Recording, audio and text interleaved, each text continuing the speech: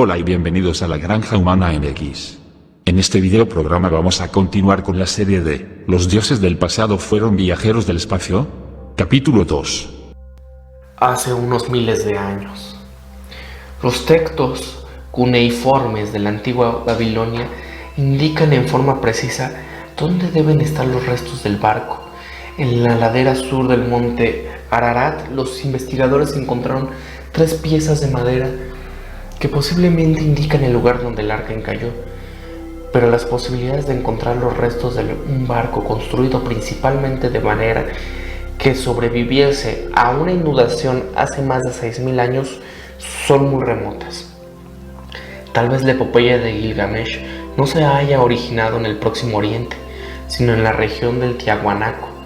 Es posible que los descendientes de Gilgamesh vinieron de Sudamérica o la Atlántida y trajeron la epopeya con ellos. Ello explicaría la mención a la Puerta del Sol, la travesía por el mar y al mismo tiempo la desaparición repentina de los sumerios, porque como es bien sabido, todas las civilizaciones y culturas de la religión de Babilonia que vino después tienen su origen en los sumerios. Sin duda, la avanzada cultura egipcia de los faraones poseía bibliotecas en las que fueron guardados y enseñados viejos secretos. Moisés se crió en la corte egipcia y ciertamente tuvo acceso a una gran biblioteca. Se piensa que Moisés escribió 5 de sus libros él mismo, aunque es todavía un enigma en qué idioma los pudo escribir. Si trabajamos en la hipótesis de que la epopeya de Gilgamesh de los sumerios llegó a Egipto vía los asirios y babilónicos y que el joven Moisés la encontró allí y la adaptó para sus propios fines, entonces la historia sumeria del diluvio y no de la Biblia sería la genuina. Asimismo, en el Génesis tenemos relatos muy curiosos sobre las catástrofes provocadas en Sodoma y Gomorra. Según el escritor e investigador Zecharia Sitchin, el día del juicio final llegó en el año 24, probablemente del siglo XX a.C., cuando Abraham, que estaba acampando cerca de Hebrón, tenía 99 años de edad, y el Señor se le apareció en la arboleda de terebintos de Mambré, cuando estaba sentado a la entrada de la tienda, al calor del día, y levantó los ojos y miró y vio 3 hombres estaban parados ante él, y cuando los vio, corrió desde la entrada de la tienda hacia ellos y se postró en la tierra.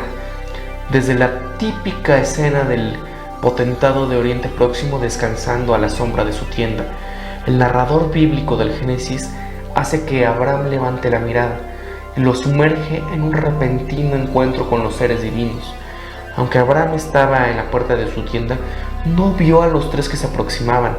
De repente estaban parados ante él, y aunque eran hombres, reconoció su verdadera identidad y de inmediato y se postró ante ellos, llamándoles mis señores y pidiéndole que no paséis de largo cerca de vuestro servidor. Sin darle la ocasión de prepararles una suntuosa comida, anochecía cuando los divinos visitantes terminaron de comer y descansar, y su jefe, preguntándole por Sara, le dijo a Abraham: volveré a ti por estas fechas el próximo año. Para entonces Sara, tu mujer, tendrá un hijo.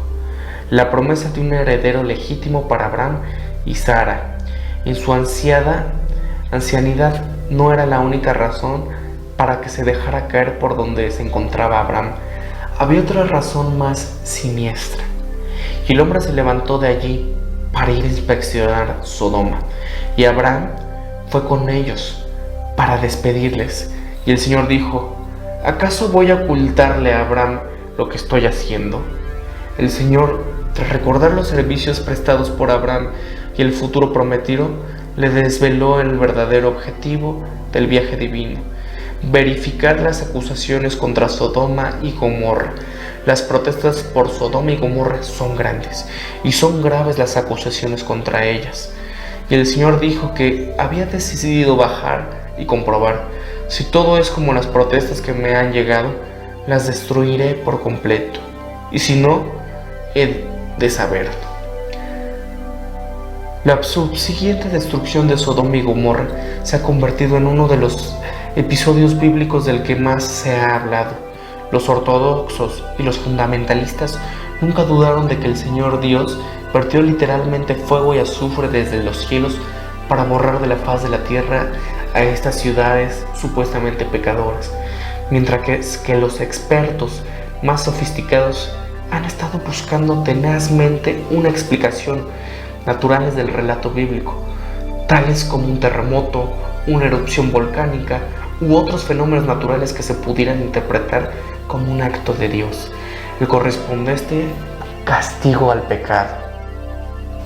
Pero en lo concerniente al relato bíblico, que hasta ahora es la única fuente de interpretaciones, el acontecimiento no fue desde luego una calamidad natural. Se describe como un acontecimiento premeditado. El Señor le desveló a Abraham con antelación lo que está a punto de suceder y por qué. Es un acontecimiento evitable, no una calamidad, provocada por fuerzas naturales irreversibles. La calamidad tendría lugar solo si las protestas contra Sodoma y Gomorra se confirman. Y también era un acontecimiento que podía posponerse, un acontecimiento cuya ocurrencia podía darse antes o después de la voluntad. Al percatarse de que la calamidad era evitable, Abraham empleó una táctica argumental. Quizás haya 50 justos en la ciudad, le dijo el Señor. Vas a destruir el lugar y no le vas a perdonar por los 50 justos que hubiera dentro. Y rápidamente añadió, tú no puedes hacer tal cosa, matar a justo con el malvado, no puedes. El juez de toda la tierra no puede dejar de hacer justicia. Era todo un sermón a su propia deidad, y la súplica era para evitar la premeditada y evitable destrucción. Si hubiera 50 justos en la ciudad, pero en cuanto el Señor accedió a perdonar la ciudad en el caso de que hubiera estas 50 personas, Abraham se preguntó en voz alta si el Señor llevaría a cabo su destrucción si tan solo le faltara 5 para ese número. Y cuando el Señor accedió a perdonar a la ciudad solo con que hubiera 45 justos, Abraham continuó rebajando el número a 40, y luego 30, a 20, a 10. Y el Señor dijo, no destruiré si hubiera 10. Y partió en cuanto dejó de hablar con Abraham. Y Abraham volvió al sitio. Al atardecer, los dos compañeros del Señor, a los que la narración bíblica se refiere como Malachim, traducido como ángeles, pero que realmente significan emisarios, llegaron a Sodoma con intención de comprobar las acusaciones contra la ciudad y dar cuenta de sus descubrimientos al Señor. Lot, que estaba sentado en las puertas de la ciudad, reconoció al instante, al igual que hiciera Abraham antes, la naturaleza divina de los dos visitantes, quizás por su atuendo o sus armas, quizás por el modo en que llegaron, tal vez por el aire. Ahora le tocaba a Lot insistir en su hospitalidad, y los dos emisarios aceptaron la invitación de pasar la noche en su casa. Pero no va a ser una noche tranquila, pues la noticia de la llegada de los extraños agitó a toda la ciudad. No bien se habían acostado, la gente de Sodoma rodeó la casa, jóvenes y viejos, toda la población de cada barrio, y llamaron a Lot y le dijeron, ¿dónde están los hombres que vinieron contigo anoche? Tráelos para que los conozcamos. Y cuando Lot se negó a complacerles, la torpe intentó entrar por la fuerza a su casa, pero los dos Malachim hirieron a la gente que estaba en la entrada de la casa, cegándolos, tanto a jóvenes como a viejos, y se cansaron intentando encontrar la entrada. Los dos emisarios ya no precisaban de más indagaciones. Al percatarse de que toda la gente de la ciudad, solo Lot era justo, el destino de la ciudad estaba firmado. Y le dijeron a Lot, ¿a quién más tienes aquí? Saca de este lugar a tu yerno, a tus hijos e hijas, y a cualquier otro pariente que tengas en la ciudad, pues la vamos a destruir. Lot se apresuró para llevar la noticia a sus yernos, pero se encontró tan solo con la incredulidad y la risa. De modo que, al alba, Los emisarios apremiaron a Lot para que escaparan sin demora, tomado con él solo a su mujer y a sus 2 hijas solteras. Pero Lot remoloneaba, de manera que los hombres lo tomaron de la mano, lo mismo que a su mujer y a sus 2 hijas, pues la misericordia de Yahvé está sobre él. Y les sacaron fuera, les pusieron fuera de la ciudad, tras llevarse literalmente embolanadas a los 4 y dejaron fuera de la ciudad. Los emisarios le insistieron a Lot que huyera a las montañas. Escapa por tu vida. No mires atrás, ni te pares en ningún sitio en la llanura. Fueron las instrucciones: escapa a las montañas o perecerás. Pero Lot, temiendo no llegar a tiempo a las montañas y ser alcanzado por el mal y morir, les hizo una propuesta. ¿Podría retrasarse la destrucción de Sodoma hasta haber llegado a la ciudad de Zoar, la que más lejos estaba de Sodoma? Y, tras aceptar, uno de los emisarios le urgió a que se apresurara en llegar allí. De acuerdo, escápate allá, porque no puedo hacer nada hasta que no llegues a esa ciudad. Así pues, la catástrofe no solo era predecible y evitable, sino que también se podía posponer, y se podía destruir varias ciudades en diferentes ocasiones. Ninguna catástrofe natural podría haber reunido todas estas características. El sol se elevaba sobre la tierra, y cuando Lot llegó a Zoar, y el Señor hizo llover sobre Sodoma y Gomorra, desde los cielos azufre y fuego de parte de Yahvé. Y él destruyó aquellas ciudades, y toda la llanura, y a todos los habitantes de las ciudades, y toda vegetación que crece del suelo. Las ciudades, la gente y la vegetación, todo resultó arrasado por el arma de los dioses. El calor y el fuego lo chamuscaron todo a su paso. La radiación afectó a las personas incluso en la distancia.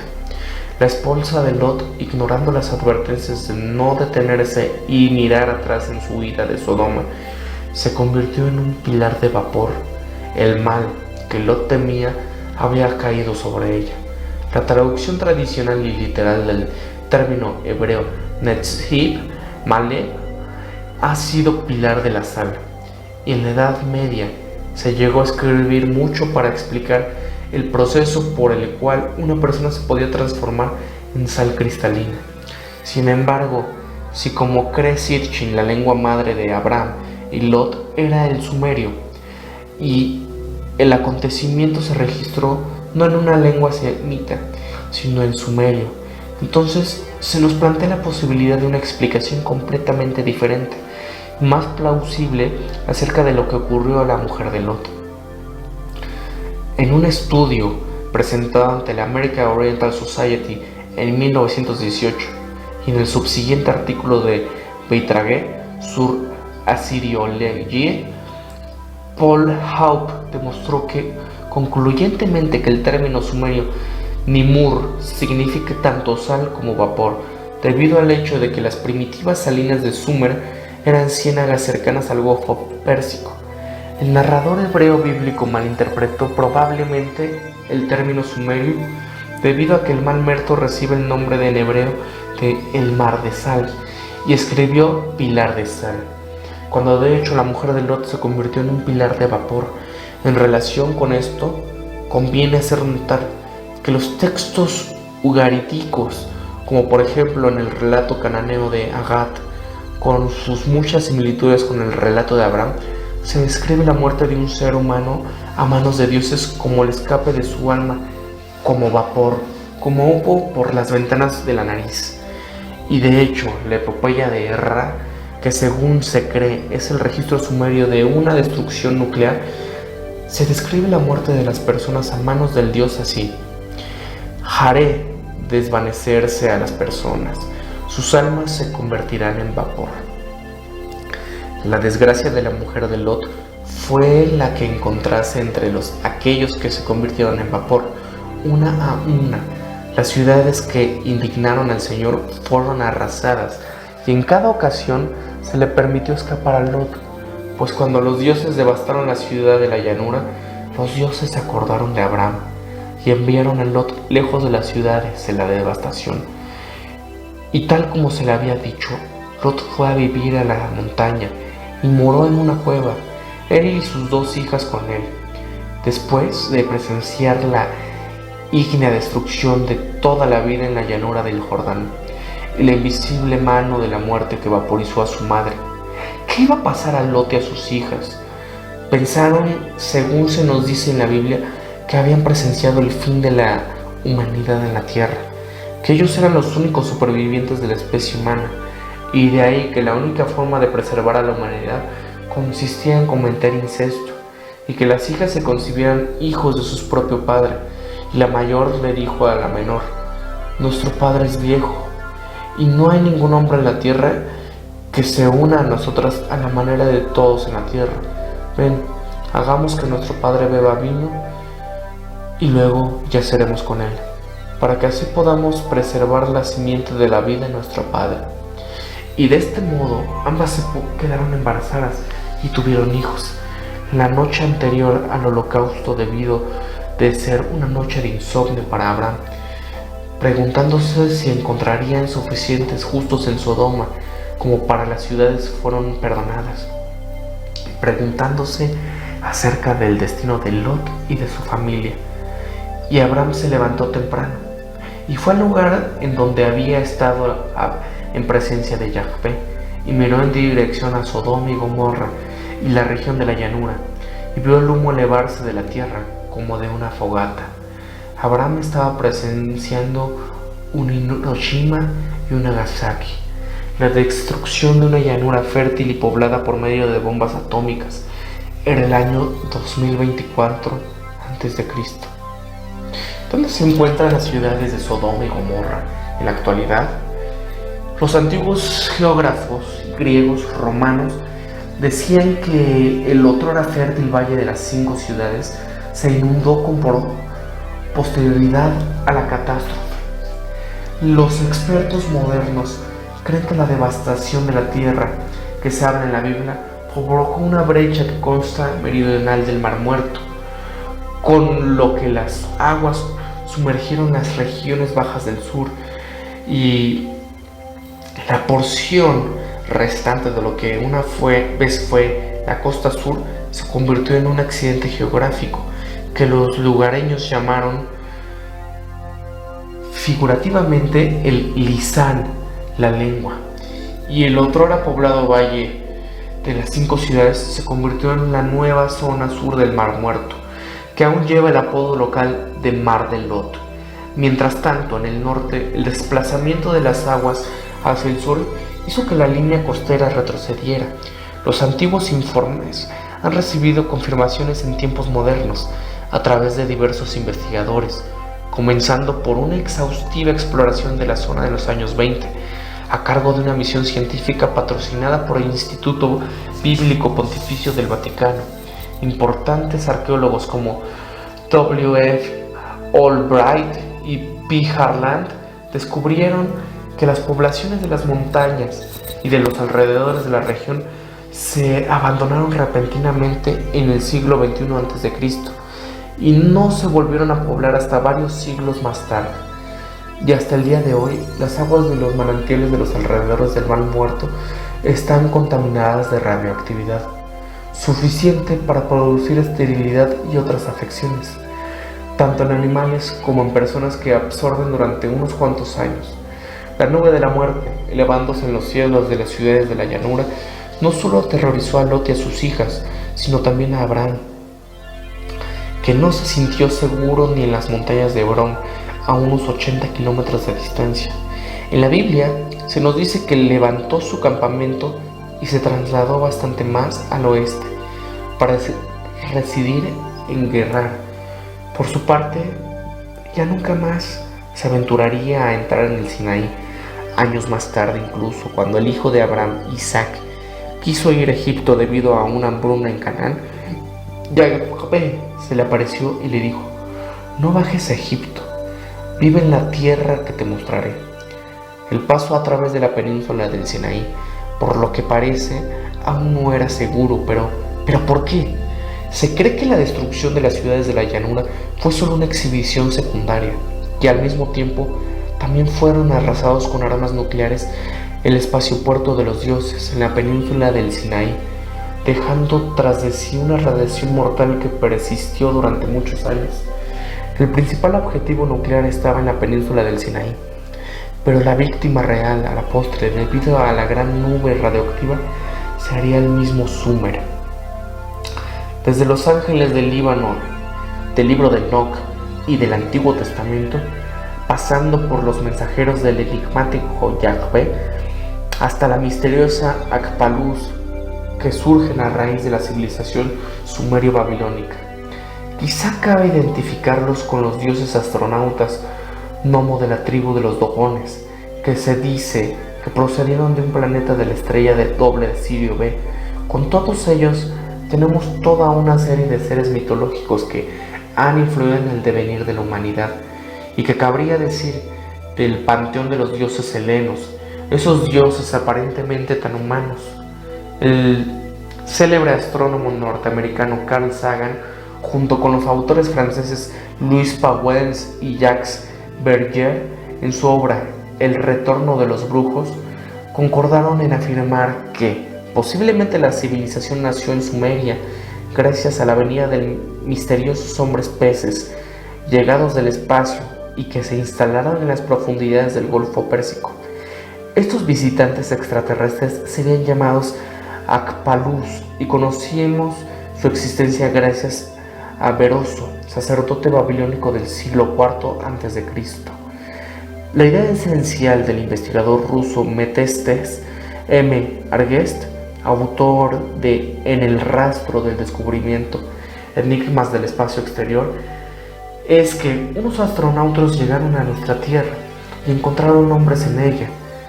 Un acontecimiento tan fuerte de la corriente tenía forzosamente que dejar huellas en las leyendas y en los mitos. Estos seres, dotados a sus ojos de un poder sobrenatural, serían considerados por los primitivos como de naturaleza divina, y los mitos otorgarían un papel especial al cielo del que habían venido y al que habían vuelto aquellos visitantes enigmáticos. Los visitantes celestes pudieron enseñar a los humanos terrestres ciertas técnicas y rudimentos científicos. Los mitos y las leyendas nacidos antes de la aparición de la escritura poseen un gran valor histórico. Así podemos actualmente reconstruir una gran parte de la historia antigua de los pueblos de África Negra, que no tenían escritura, valiéndose del folclore, de las leyendas y de los mitos. El astrónomo norteamericano Carl Sagan explica que en 1875 los indios del noreste de América vieron desembarcar al explorador y navegante francés Lapérouse. Un siglo más tarde, el analista de leyendas inspirados por aquel acontecimiento permitieron reconstruir la llegada de las naves e incluso el aspecto de sus barcos. Agrest interpreta pasajes de la Biblia y ve en la destrucción de Sodoma y Gomorra los efectos de una explosión nuclear, mientras que en la ascensión al cielo de Enoc, un secuestro de los extraterrestres, desde el retorno de los brujos, ha proliferado toda una literatura sobre este tema. Que nosotros sepamos, declara el astrónomo ruso Yosif Samuilovich Sklobovsky, no existe un solo monumento material de la pasada cultura en que podamos ver fundamentalmente una alusión a seres pensantes vertidos del cosmos. Es posible, por ejemplo, que el famoso fresco sahariano de Tassili, que representó un marciano con escafandra, haya sido abducido utilizando como demostración ¿seremos visitados? ¿Ya hemos sido visitados? Lo cierto es que Sagan calcula que el número de civilizaciones técnicamente desarrolladas existen simultáneamente en nuestra galaxia. Podría ser del orden de 106. Es posible que todas las antiguas leyendas y mitos hayan sido compilados en un solo lugar y que más tarde se repartieran entre diferentes culturas. Los hallazgos recientes cerca del Mar Muerto, tales como los manuscritos de Qumrán, proveen una asombrosa amplificación del Génesis bíblico. Nuevamente, varios textos hasta hoy desconocidos mencionan carrozas celestiales, hijos de los cielos, ruedas y el humo eminente de las apariciones voladoras. En el Apocalipsis de Moisés, Eva miró hacia el cielo y vio una carroza de luz que era conducida por 4 águilas brillantes. Ningún ser terrestre podía describir su magnificencia, dice Moisés. Finalmente la carroza se dirigió hacia allá arriba, hacia Adán, y salió humo de entre sus ruedas. Carrozas de luz, ruedas y humo se citan como apariciones en épocas tan antiguas como en la época de Adán y Eva. Un evento fantástico fue descifrado del manuscrito de Lamec. Como el manuscrito está preservado de manera fragmentaria, faltan párrafos enteros. Sin embargo, lo que resta es suficientemente asombroso como para ser contado. La tradición dice que un día Lamec, padre de Noé, llegó a su casa y fue sorprendido por un niño que, de acuerdo a su apariencia, era bastante distinto a los otros miembros de la familia. Lamec reprochó a su esposa Bat Enosh, diciendo que el niño no era suyo. Entonces Bat Enosh juró por lo más sagrado que la semilla había venido de él y no de un extraño, o tal vez de uno de los hijos del cielo. ¿Qué tipo de hijos del cielo eran? Esto sucedió antes del diluvio. Sin embargo, Lamec no creyó las protestas de su esposa y, estando muy alterado, fue a pedir consejo a su padre Matusalén. Cuando llegó, le relató lo sucedido. Matusalén lo escuchó, reflexionó y fue él mismo a consultar al sabio Enoc. El problema era tan importante que el anciano aceptó las penurias del largo viaje. La pregunta sobre el origen del pequeño debía de ser aclarada.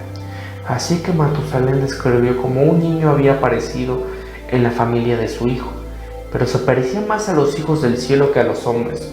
Sus ojos, pelo, piel y todo su ser eran diferentes al resto de la familia. Enoc escuchó la historia y mandó a Matusalén de vuelta con noticias extremadamente preocupantes, que indicaban que un gran juicio caería sobre la tierra y la humanidad, y toda carne sería destruida, porque era sórdida y disoluta. Pero el extraño niño había sido elegido como el progenitor de lo que sobreviviría en el juicio del universal. Por lo tanto, debería ordenar a su hijo Lamec llamar al niño Noé. Matusalén viajó a su casa y le contó a Lamec que los esperaban a todos. ¿Qué podría hacer Lamec sino reconocer al extraño niño como suyo y darle el nombre de Noé? Lo asombroso de esta historia es que el padre de Noé fue informado sobre el diluvio y que también su abuelo Matusalén fue avisado del terrible evento por el mismo Enoc, quien poco después desapareció en una carroza de fuego hacia el cielo. Esto plantea la pregunta de si la raza humana es un acto deliberado de crianza por parte de seres del espacio, ya que podemos observar una recurrente fertilización de seres humanos por gigantes o hijos del cielo, acompañados de la exterminación de especímenes fracasados, por decirlo de algún modo. Vistos de esta forma, el diluvio se convierte en un proyecto preconcebido por seres celestiales con la intención de exterminar a la raza humana. Salvo unas pocas excepciones, pareciera bastante claro que el diluvio, cuya existencia está probada históricamente, fue planeada y perpetrada deliberadamente muchos cientos de años de que Noé recibiera las órdenes de construir el arca. Hoy en día la posibilidad de crear una raza humana inteligente no es más una teoría.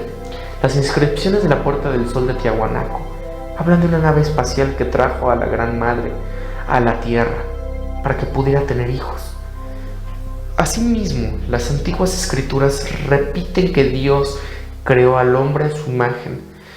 Hay textos que indican que fueron necesarios varios experimentos antes de que el hombre fuera como Dios quería. Con la teoría de una visita a nuestro planeta de inteligencia desconocida, podríamos deducir que somos similares a estos seres extraterrestres. Algo que sorprende son las extrañas ofrendas que los dioses pidieron a nuestros antepasados. Su demanda no estaba limitada a inciensos y sacrificios de animales. La lista de regalos pedidos por los dioses muy a menudo incluyen monedas hechas con aleaciones especificadas con gran detalle. De hecho, las mayores instalaciones de fundiciones del Antiguo Oriente fueron concentrados en Ezion-Geber. Consistían en un horno ultramoderno con un sistema de canales de aire, chimeneas y aperturas para propósitos específicos. Ezion-Geber es una ciudad de la Edad Antigua, un puerto de Edom sobre el Mar Rojo, en el extremo norte del actual Golfo de Aqaba, en lo que hoy es la ciudad de Jordán de Aqaba. Expertos en fundición de nuestros días se encuentran con el inexplicable fenómeno de cómo el cobre puede ser refinado en estas instalaciones prehistóricas. Sin embargo, sucedió dado que grandes depósitos de sulfuro de cobre se encontraron en las cuevas y galerías alrededor de Ezion-Geber, y estos hallazgos están estimados en una antigüedad de unos 5000 años. Muchos eventos descritos en el Antiguo Testamento no se corresponden con el carácter de un Dios bueno y omnipresente. Es curioso que aquel Dios o dioses necesitaban vehículos con ruedas y alas para moverse de un lugar a otro, o se apareasen con gente primitiva. La respuesta de los teólogos es que nosotros no podemos imaginar en qué momento se muestra Dios. Probablemente en un próximo futuro, los primeros hombres aterrizarán en Marte. Si encontrasen algún objeto indicando antiguas inteligencias, causaría la mayor revolución de la historia de la humanidad. Y todo parece indicar que muchos miles de años una nave espacial extraterrestre descubrió nuestro planeta. La tripulación de la nave descubrió que la Tierra reunía los requisitos para el desarrollo de vida inteligente. Se supone que el hombre de aquella época no era el Homo sapiens actual, sino algo diferente. Los hombres del espacio fertilizaron artificialmente algunas hembras de esta especie, según dicen antiguas leyendas, y partieron. Miles de años después, los viajes espaciales volvieron y encontraron el primitivo Homo sapiens repartido por toda la Tierra. Repitieron su experimento de apareamiento varias veces hasta que produjeron una criatura suficientemente inteligente como para aprender. Los viajeros del espacio destruyeron los especímenes no exitosos o se llevaron a los Homo sapiens mejorados para establecerlos en distintos continentes. Las primeras comunidades comenzaron a existir. Lo demuestran las pinturas rupestres y la alfarería descubierta. Los primeros hombres tenían un gran respeto por los viajeros del espacio, a los que consideraban dioses. Por alguna misteriosa razón, los dioses estaban interesados en transferirles su inteligencia. Si las antiguas ciudades, construcciones e inscripciones son encontradas en una región en particular, se demuestra que la historia de los pueblos que vivieron allí es un hecho real. Pero no se prueba que los dioses de este pueblo fuesen realmente un dios en lugar de un viajero espacial. Hay cosas en la antigüedad que no deberían de haber existido de acuerdo con las ideas existentes. Pero en la mitología de los esquimales también dice que las primeras tribus fueron traídas al norte por dioses con alas de bronce. Las más viejas sagas de los indios americanos mencionan un pájaro de trueno que les trajo el fuego y las frutas. La tradición maya, a través del Popol Vuh, nos dice que los dioses eran capaces de reconocer el universo, los 4 puntos cardinales de la brújula e incluso la forma redonda de la Tierra. Los mayas tenían una cultura muy desarrollada.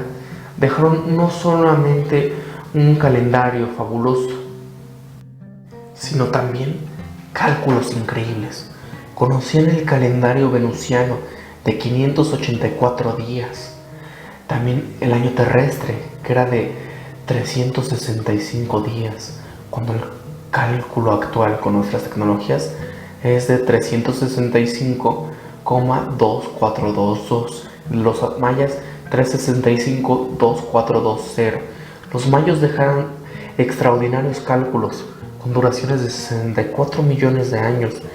Los cálculos de las últimas inserciones encontradas probablemente se acerquen a los 400 millones de años. De todos modos, es difícil creer que la fórmula venusina se originase en el pueblo de la jungla. Según dicha fórmula, el Tzolk'in tiene 260 días, el año terrestre 365 días y el venusino 584 días. Estas cifras esconden la posibilidad de una sorpresiva división y suma. 365 es divisible entre 73 5 veces y 584 lo es 8 veces. Así que la fórmula para la luna es 20 por 13, que es igual a 260 por 2 por 73. Esto es igual a 37.960.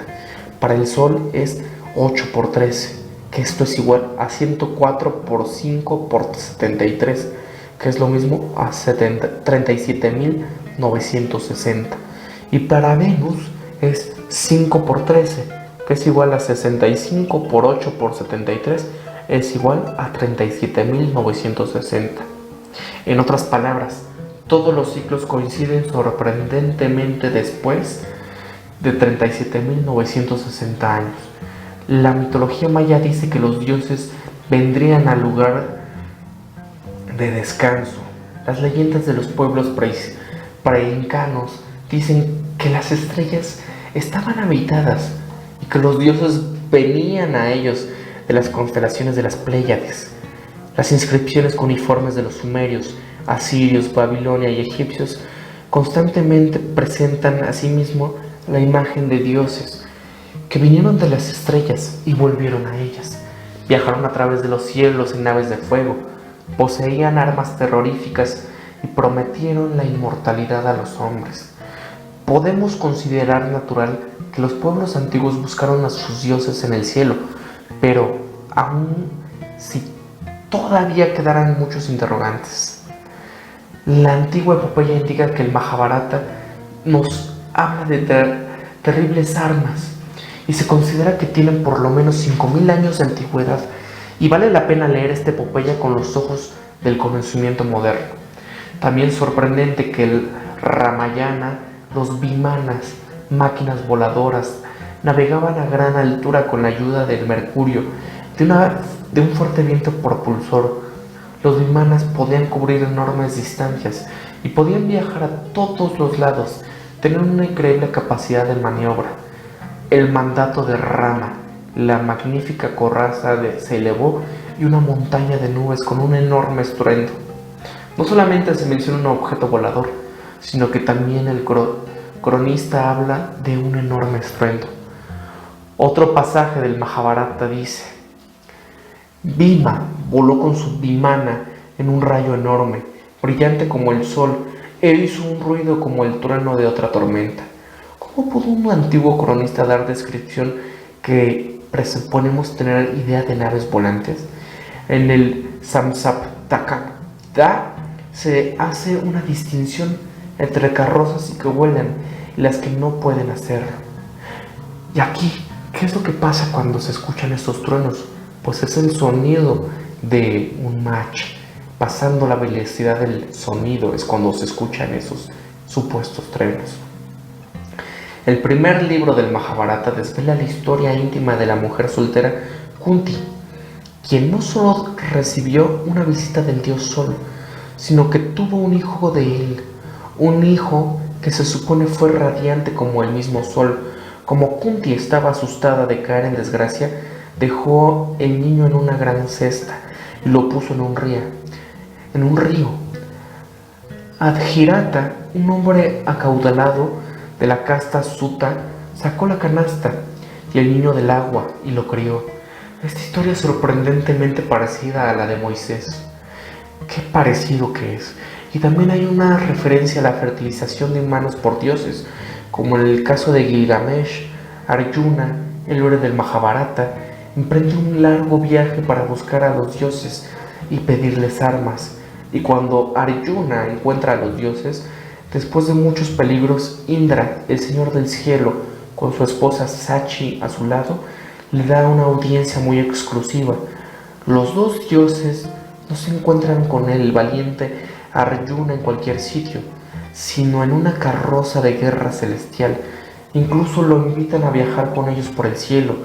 Algunos datos numéricos del Mahabharata son extremadamente precisos. Describen un arma que podría matar a todos los guerreros que llevaran equipo de metal.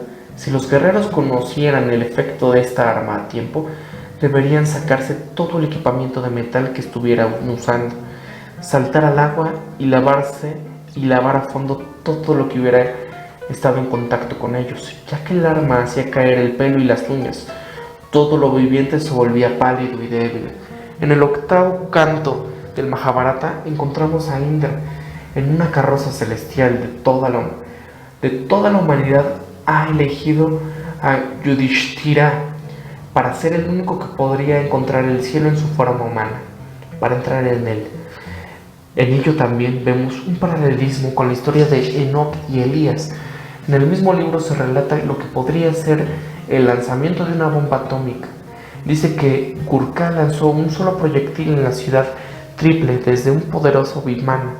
La narrativa usa palabras que nos recuerdan los relatos de los testigos oculares de la detonación de una bomba atómica o de hidrógeno, ya que nos dice que se produjo un humo blanco y caliente, 1000 veces más brillante que el del sol, que se levantó con infinito brillo y redujo la ciudad a cenizas.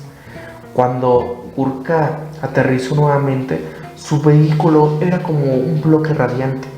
Asimismo, el Mahabharata explica que el tiempo es la semilla del universo, algo muy concordante con la física moderna. Los libros tibetanos Tantuya, Kantuyua también mencionan máquinas voladoras prehistóricas que llaman perlas del cielo. Ambos libros hacen énfasis en que este conocimiento es secreto y no para las masas. Un pasaje del Mahabharata es muy explícito.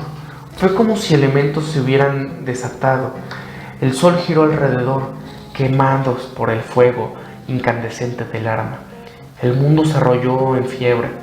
Los elefantes tomaron fuego por el calor y corrieron para un lado y el otro en desesperación para encontrar protección de la tierra de la terrible violencia. El agua hirvió, los animales murieron, la vida del enemigo fue cegada y la furia de la llama hizo colapsar a los árboles en fila en un bosque incendiado. Los elefantes lanzaron un ruido estruendoso y cayeron muertos al suelo sobre una vasta arena. Caballos y carros de guerra fueron quemados y la escena parecía las consecuencias de un incendio. Miles de carros fueron destruidos. Luego un profundo silencio cayó sobre el mar. El viento comenzó a soplar y la tierra se puso brillante. Era terrible ver todo esto. Los cadáveres de los caídos estaban mutilados por el terrible calor hasta que no parecían seres humanos. Nunca antes yo vi esta semejante arma tan terrible. Nunca había oído hablar de ella. El Mahabharata continúa explicando que los que escaparon se lavaron sus equipos y sus brazos, porque todo estaba contaminado con el aliento de los dioses que llevaban la muerte. Curiosamente, la epopeya de Gilgamesh dice: te he herido el aliento venenoso del pecho celestial. Alberto Tulli, antiguo custodio del Departamento Egipcio del Vaticano, encontró un fragmento de un texto del tiempo de Tutmosis III, que vivió alrededor del 1500 a.C. Relata que los escribas vieron una bola de fuego viniendo desde el cielo y que su aliento tenía un olor maligno. Tutmosis y sus soldados miraron el espectáculo hasta que la bola de fuego se levantó en dirección al sur y desapareció de la vista. Todos los textos indicaron que tienen una antigüedad de miles de años antes de nuestra era. Los autores vinieron de diferentes continentes y permanecieron en diferentes culturas y regiones. Sin embargo, la tradición cuenta casi las mismas historias en todas partes. Parece imposible que los cronistas del Mahabharata, la Biblia, la epopeya de Gilgamesh, los textos de los esquimales, los indios americanos, los escandinavos, los tibetanos y muchos otros cuenten las mismas historias de dioses que vuelven, extraños vehículos celestiales y las terribles catástrofes conectadas con estas apariciones. Estas tradiciones tan uniformes deben tener su origen en hechos prehistóricos. Casi todos los textos de los pueblos primitivos cuentan la misma historia. Sabemos que todos los dioses sumerios tenían su contraparte en ciertas estrellas. Se supone que hubo una estatua de Marduk, Marte, el mayor de los dioses, que pesaba 800 talentos de oro puro. Si hemos de creer a Heródoto, esto equivale a más de 48.000 libras de oro. Ninurta, equivalente a Sirio, era el juez del universo y sentenciaba a los seres humanos. Hay tablas cuneiformes dirigidas a Marte, a Sirio y a las Pléyades. Una y otra vez los himnos sumerios mencionan armas divinas cuya forma y efecto deben haber carecido completamente de sentido para los pueblos de esos 10 días. Un texto dedicado a Marte dice que él hacía que lloviera fuego y destruía a sus enemigos con rayo luminoso. Inanna es descrita mientras atraviesa el cielo, irradiando un fuerte destello y aniquilando las casas de los enemigos. Los hombres de las antiguas culturas parecen haber estado obsesionados con la idea de inmortalidad y renacimiento. Sirvientes y esclavos se sepultaban en la tumba de sus amos, en la cámara mortuoria de Shub-At. No menos de 70 esqueletos yacen uno cerca del otro en perfecto orden, sin el menor signo de violencia. Sentados o yaciendo con sus ropas de colores brillantes, esperaban la muerte que debe de haber llegado suavemente y sin dolor, tal vez mediante veneno. Seguramente esperaban una nueva vida con sus amos más allá de la tumba. El panteón egipcio es confuso. Los antiguos textos del pueblo del Nilo también hablan de seres poderosos que atravesaron el firmamento en botes. En una pirámide se lee: tú eres el que dirige el barco del sol por millones de años.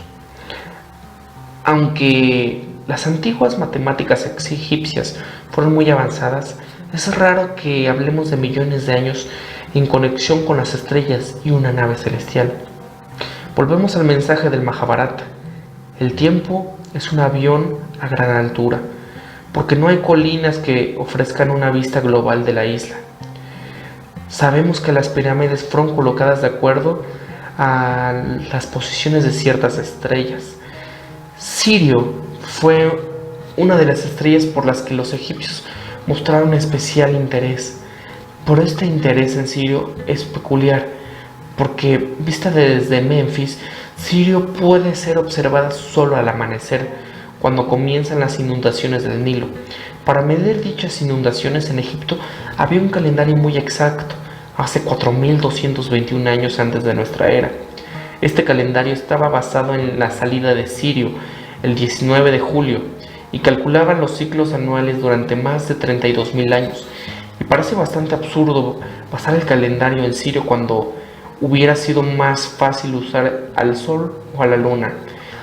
Si Sirio aparecía en el horizonte al amanecer al mismo tiempo que una inundación del Nilo, era pura coincidencia. Una creciente del Nilo no ocurriría cada año ni el mismo día, en cuyo caso, ¿para qué utilizar un calendario basado en Sirio?